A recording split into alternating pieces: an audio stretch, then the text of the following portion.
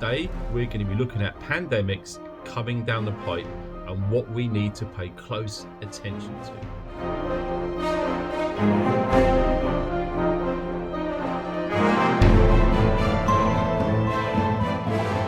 Welcome, friends. Yes, we're going to be watching a video together.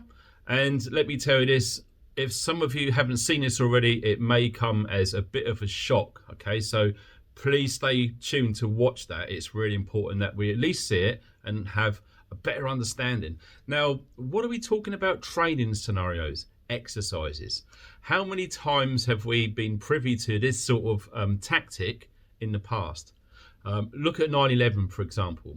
On the same day that event happened, all of the military flights that day were on a training exercise. Fast forward to London, 7/7, on exactly the same time as that event happened. Guess what? All of the emergency and police services were on an exercise about just that event. Now, some of us are aware of a video series which came out on YouTube called Event 201.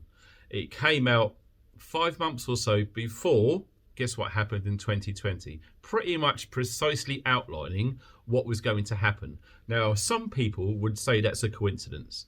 I think not. And I know many of you guys are with me on that one. So, yes. So, with this information, it's great because it gives us guys a heads up on how to plan and prepare for it. Whereas people who are not drawn to this sort of information are literally going to be in a big shock stroke surprise. Okay, so listen to this. July 2023, this year, this video was uploaded publicly on YouTube, and we're going to watch that together shortly. It is by the Center for Health Security. Yes, part of the CDC and the Johns Hopkins University based in Baltimore in America. I know some will know this and some will not know this. So bear with me because this is really important stuff to share, okay? Also, in June 2023, precisely 1 month before that video went public, guess what happened? The CDC had a new director. Her name is Dr. Mandy Cohen, a Democrat. No real surprises there, to be frank.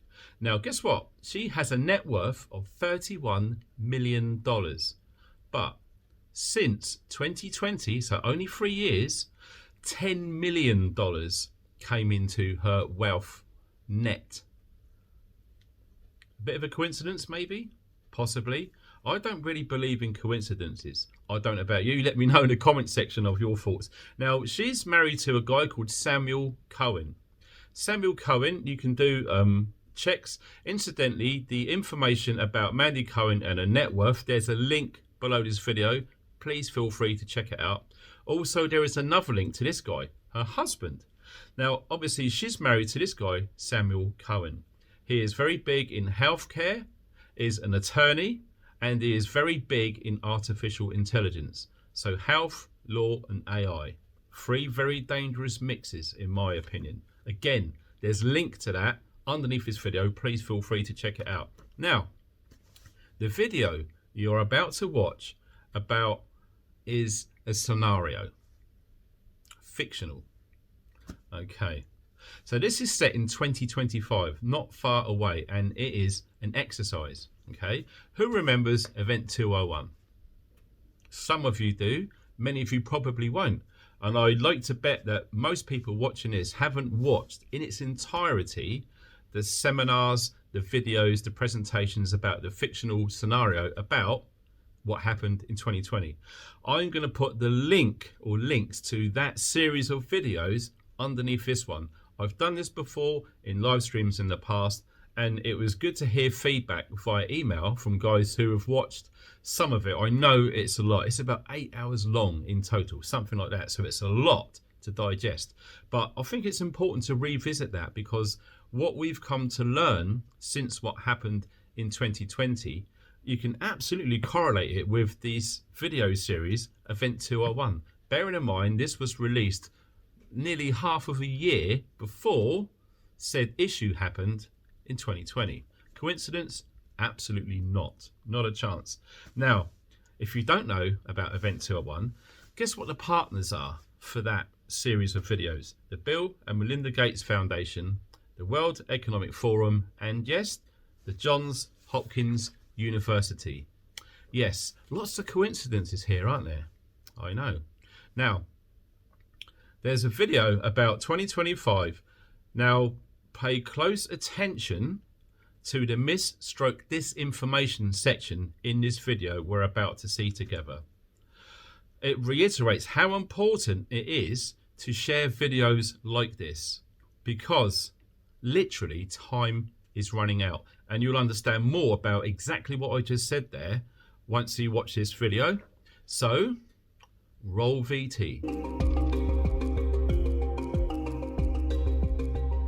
SARS-25 is spreading within 50 countries. The total number of cases to date is estimated at 100,000, with over 1,300 deaths. Many of the dead are children. Our goal today is to highlight some of the specific challenges that we as a global community can face in a future pandemic. Catastrophic contagion is a policy-focused tabletop aimed at national leaders. The scenario is meant to represent the types of challenges that we may face and not be a prediction of any specific event. So our scenario, which is set in 2025, supposes that an international network called the Pandemic Corps has been established in collaboration with WHO and with participation by many countries. And with that, the exercise begins.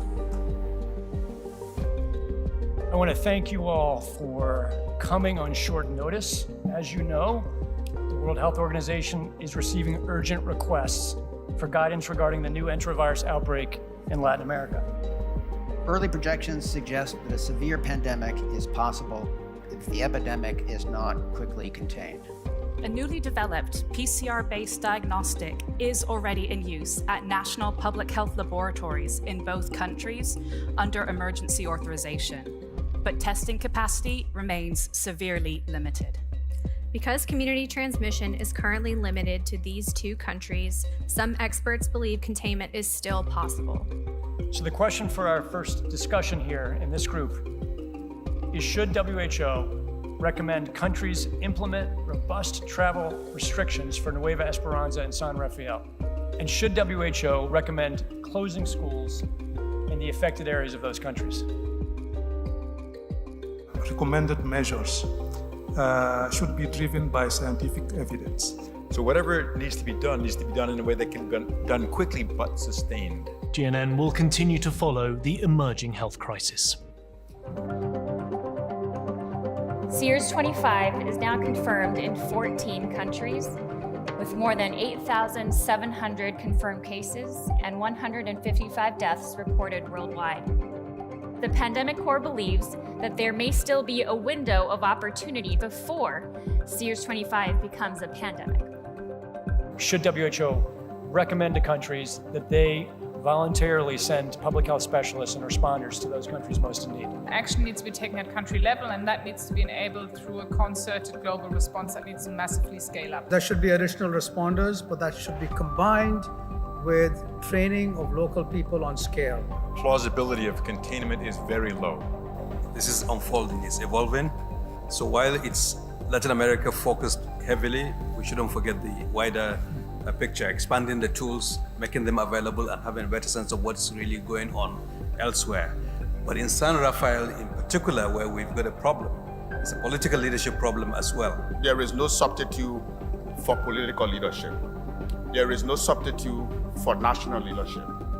A rapid assessment that determines what kind of workers the country needs, health workers the country needs, is very important. It is likely that especially San Rafael, the health system is overloaded with other diseases as well. And so the importance of health workers is to help the country deal with existing problems as well. I think there's still a chance to try to contain it at source. Good afternoon, everyone. We have reconvened this committee in the setting of a substantially worsening pandemic. The Director General is seeking your input on what WHO should recommend regarding misinformation and disinformation that is now resulting in the deaths of many around the world.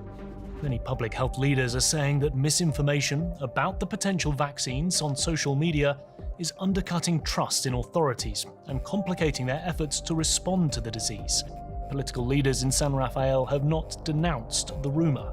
Should WHO take a position on this issue? Should WHO recommend that countries implement any of these aggressive actions or others to try to stem the spread of either mis or disinformation?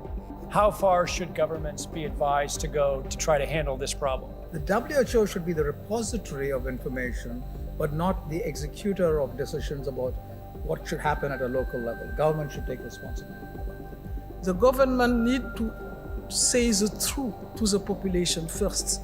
What I would recommend WHO, as others say, is to counteract with facts, providing the facts based on the evidence, the anthropology, the epidemiology of the disease we're dealing with. It is important to say we don't know.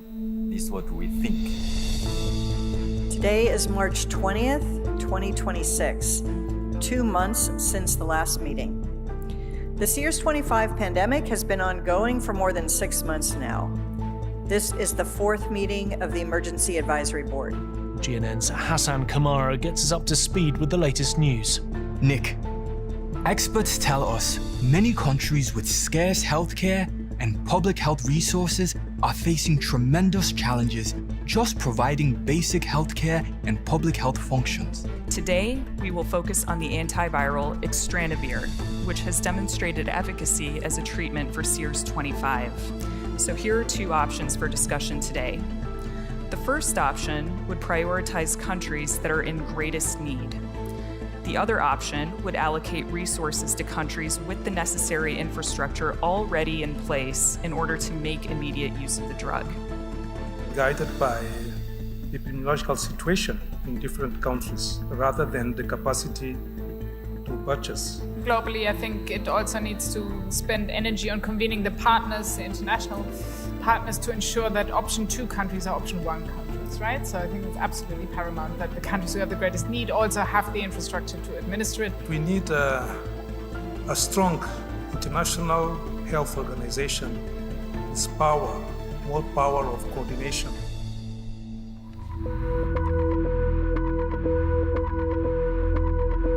It's been a year since the SEERS-25 pandemic started. As of today, there have been an estimated 1 billion cases worldwide, with more than 20 million deaths, including nearly 15 million children.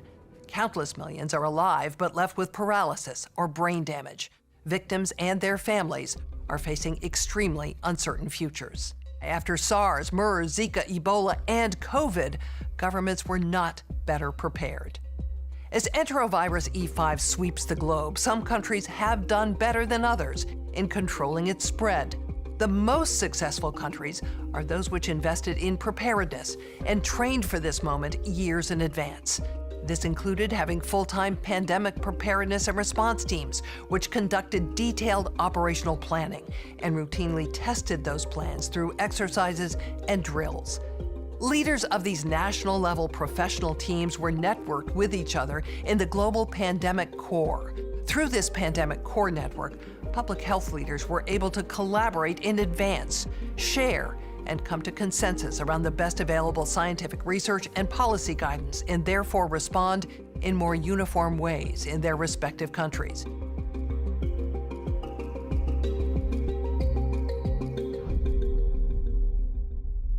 Wow. It certainly makes you think about what's being planned for us all, doesn't it? After what we've just seen there. So, like I say, please share this video. It really works well if it's shared on groups. So we're talking about like WhatsApp, Telegram, and Facebook. They're the 3 main ones where lots of this information is being shared. Like I said, time is running out because they are fully aware that lots of people are waking up or becoming aware, moreover, about how the world is run and coincidences and training exercises, etc. Okay, so time is of the essence. So if you can please share it, it really, really helps. Because not only that, I am definitely being shadow banned again. And it's not just me. there are a few YouTubers like myself who talk about similar topics. You look at the views that those channels have had in the last 10 days, maybe 2 weeks. They're absolutely not being promoted at all by YouTube because we are 100% being censored. Okay, this is all by design. Like I said, this really reiterates the importance of this information is being construed by the mainstream narrative as either far right or misinformation. Okay, if you want misinformation, watch the mainstream media on a daily basis. You will be totally misinformed if you was to decide to go down that route. So, like I say in all of my videos, please send me an email about this topic. I'm really keen to hear what you guys think about what we've just seen and what we've just discussed. I've been going through the emails about yesterday's video, and it's unbelievable the amount of people who are literally on the same page. There's more than us than you probably realize. Absolutely, that is how I feel. I really, really do. So like I say, if you can please leave a comment. If you don't want to email, that's fine. If you want to do both, that's perfect. It's absolutely fine by me. And also, please give the video a thumbs up, because like I say, I'm being shadow banned, and at least giving it a thumbs up really helps try to get this out there. Don't forget, all of the links what we've just mentioned is directly under the video. Tap show more or click on show more and you will see the links. Also, there's loads of other links about how to support the channel. It's really appreciated because this has turned out to be my job, and we are struggling because we are being shadow banned, and we need your help in sharing this video. So you guys take care. Thanks for watching. Stay funky.